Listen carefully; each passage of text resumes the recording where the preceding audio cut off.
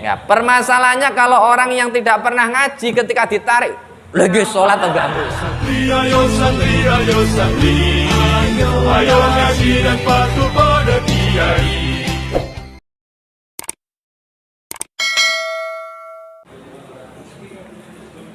Assalamualaikum warahmatullahi wabarakatuh.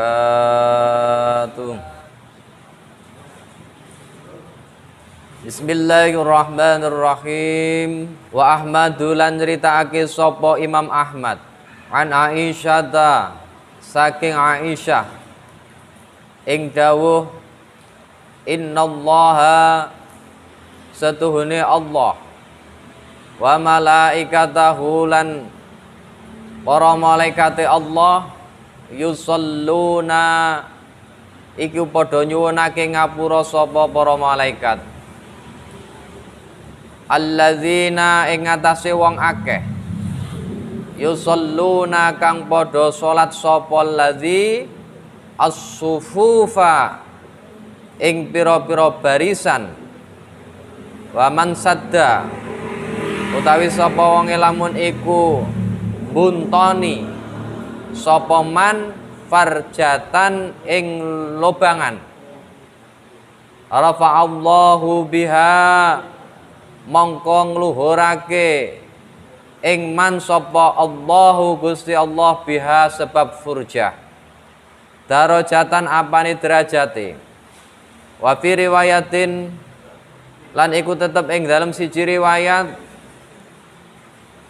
utawi dawuh man sadda man utawi sapa wonge sadda lamun iku buntoni sapa man farjatan ing lobangan ghufira lahu mongko den ngapura sapa man.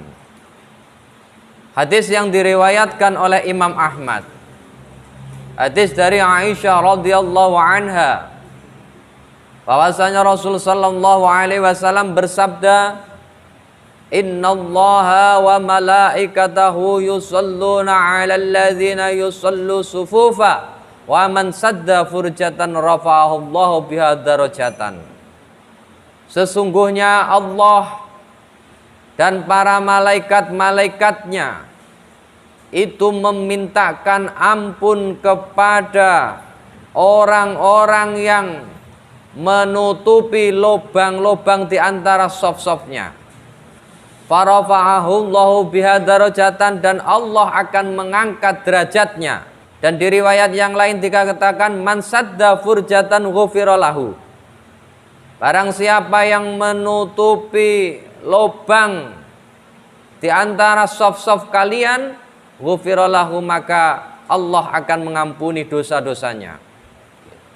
Hadis ini menerangkan bahwasanya orang yang menutupin lubang di antara saf-safnya. Jadi ketika kita sholat berjamaah kok ada shop yang kosong, kita menutupin shop tersebut.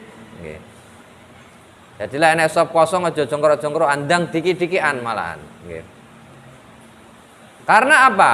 Orang yang menutupi shop seperti itu, para malaikat-malaikatnya Allah memintakan ampun kepada orang tersebut. Dan Allah akan mengangkat derajat orang yang menutupin soft daripada soft-soft yang lubang itu tadi.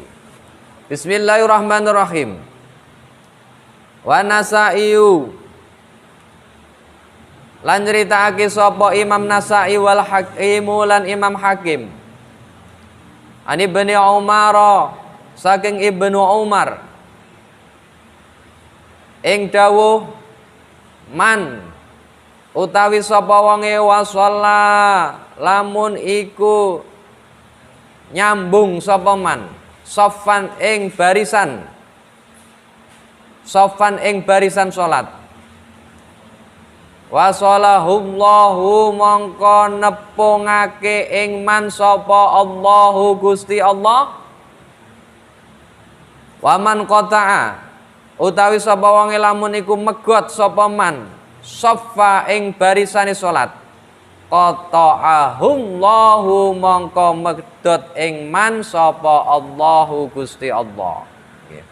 Hadis yang diriwayatkan oleh Imam Nasa'i dan Imam Hakim. Hadis dari Ibnu Umar radhiyallahu anha ini menerangkan barang siapa yang menyambung shaf. Menyambung itu dalam artian yang menutupin itu tadi.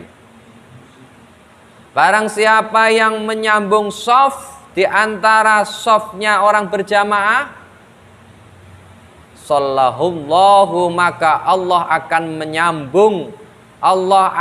menyambungkan antara hatinya jamaah yang satu dengan yang lainnya. Wa man qata'a as-safa qata'ahullahu. Dan barang siapa yang memutus, barang siapa yang memutus di antara shaf-shaf kalian ketika sholat berjamaah, maka Allah akan memutuskan hubungan antara hatinya jamaah satu dengan yang lainnya. Oke. Makanya ketika kita sholat berjamaah, kok shafnya itu lurus, oke, shafnya itu rapat, lurus, maka itu menunjukkan persatuan di antara jamaah di situ itu kuat dan itu satu hati. Oke. Kok ketika kita sholat berjamaah kok shafnya meletot ini apa? Shafnya nggak lurus, apalagi sampai gunggang-gunggang, jarang-jarang. Nah itu menunjukkan antara hati jamaah yang satu dengan yang lainnya itu nggak sehati, nggak merasa memiliki persaudaraan itu tadi loh.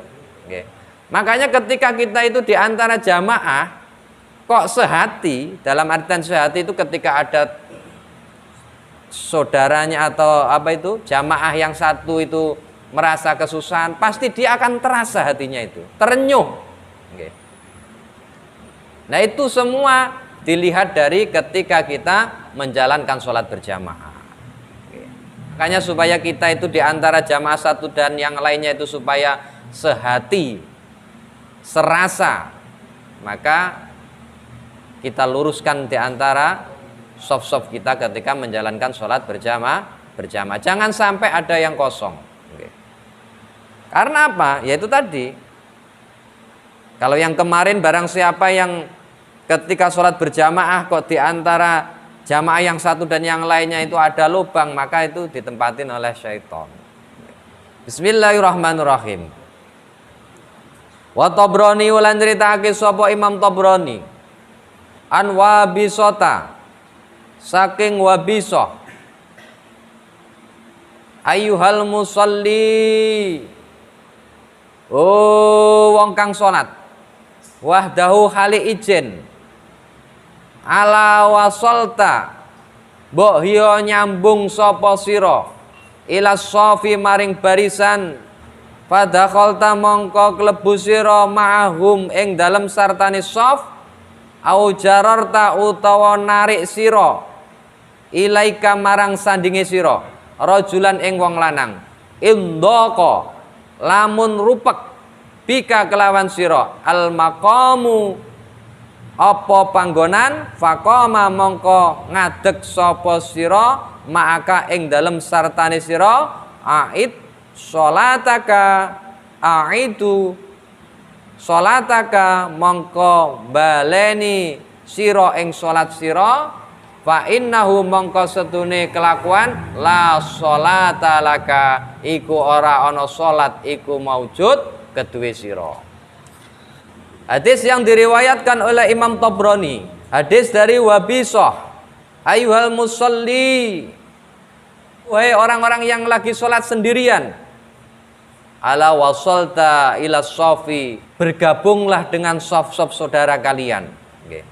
Maksudnya apa? Maksudnya hadis ini ketika kita sholat berjamaah, kalau shaf yang paling depan itu belum penuh, dan kita itu jangan sampai mengambil shaf sendirian di belakang, maksudnya gitu loh.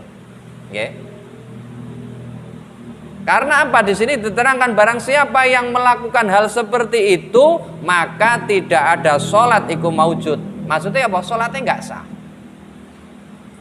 Jadi umpamane shaf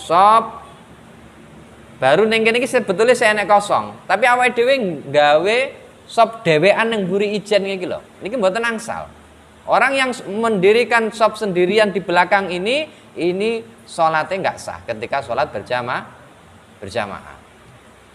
Makanya seandainya sop iki wis penuh karek kurang siji, kebetulan ning kono nek wong teko siji, kono teko siji, wong loro iki mung aja ngampe manggon ning sop sing kurang siji ku mau.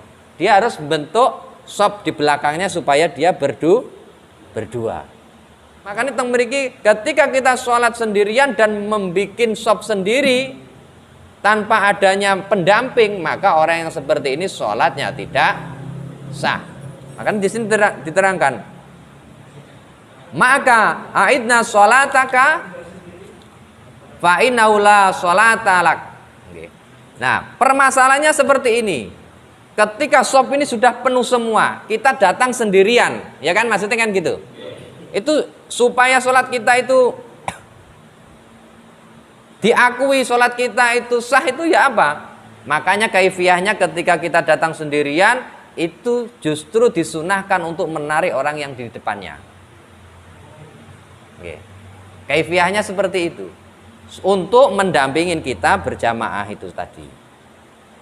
Nah, maka ketika seperti itu kan yang tengah kan malah lubang, maka orang sebelahnya geser, seret. Lah makanya niki gunane ngaji niku. Jadi ketika nanti kita itu kejadian seperti itu, caranya seperti itu, maksudnya gitu loh. Makanya ketika umpamanya sop itu kurang satu, kita kok datang berdua, bikin sop di belakangnya berdua. Jangan menutup sini akhirnya sing mburi dewean niku mboten angsal malahan. Makanya kalau seandainya sudah penuh semua, kita baru datang di belakangnya, nah kita harus narik orang yang di depannya untuk mendampingin kita supaya sholat kita sah. Ya, permasalahannya kalau orang yang tidak pernah ngaji ketika ditarik lagi sholat atau ganggu. Lah malah kelai, kan gunane ngaji akhirnya wong sak jamaah ngerti paham kabeh iku mau tujuane nggih niku wau. Nggih. Jadi habis itu ketika yang depannya tadi yang kosong itu dirapatkan, geser. Yang penting tidak sampai 3 kali berturut-turut gerakannya geseran itu tadi. Ketika dia mundur pun juga gitu, nggak boleh unyu-unyu langsung mundur. Harus 1, 2 istirahat, 1, 2 ya. Yang intinya jangan sampai 3 kali berturut-turut gerakan kita. Nah niki ilmu, nggih. Niki ilmu supaya apa? Nah lapan sak jamaah niki wis seru kan setidaknya lek enek hal-hal sing aneh iki wis ora kaget, maksudnya ngoten lho. Nggih.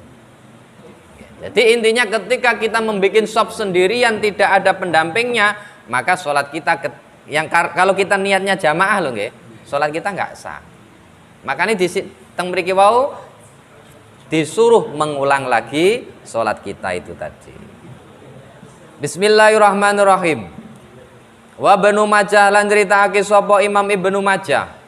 La sholata. Lah niki lho. Niki hadis lain.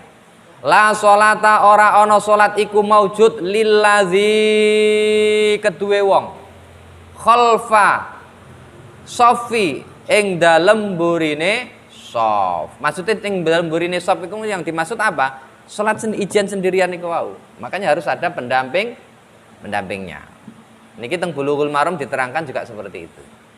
Yang jadi masalah itu ketika kita itu yaitu tadi permasalahannya ketika orang yang kita kasih tarik atau kita kasih kode itu nggak paham, nggih.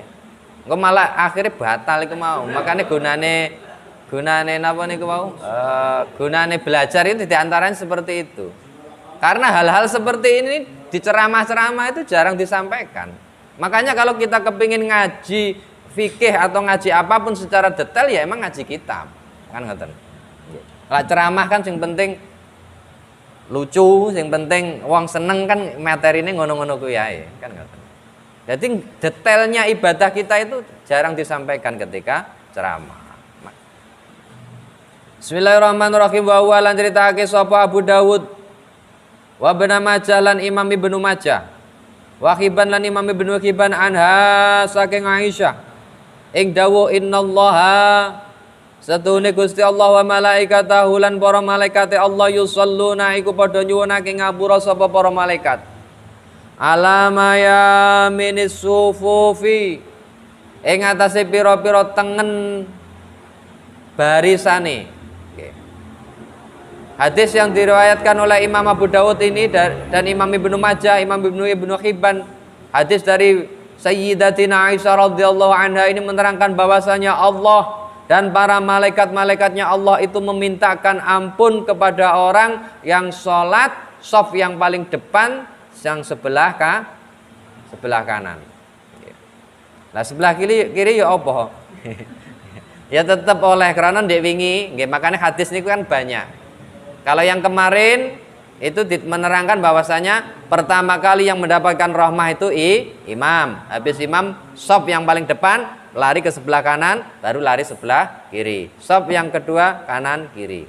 Cuman lah teng mriki diterangni mawon.